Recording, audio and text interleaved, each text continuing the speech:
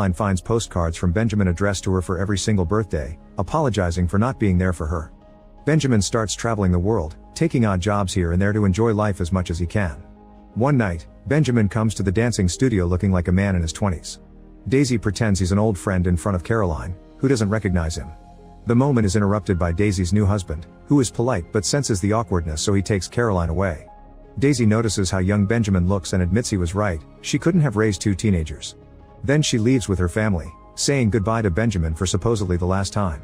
However, Daisy shows up at his hotel later and they share one last naughty night.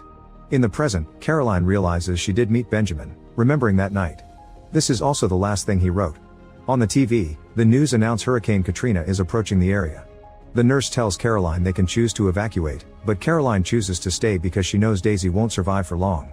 Daisy continues the story, saying that shortly after Caroline's new dad died, she receives an important phone call. She goes to Queenie's house, which is still a retirement home being managed by her daughter. It turns out Child Protective Services has found Benjamin living in an abandoned building in New Orleans, and in his journal they've found Daisy's name and address. When Benjamin's sister says she's fine with him staying there, Daisy hears the piano and goes to check, finding Benjamin as a child. He is showing signs of dementia and doesn't remember Daisy, but she still feels connected to him.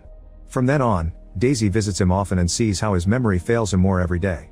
This makes him a very difficult child who throws tantrums and climbs to the roof. When Benjamin becomes a 5-year-old, Daisy moves to the retirement house to watch over him, slowly seeing him become smaller. Little by little he forgets how to talk and walk, becoming nothing but a baby.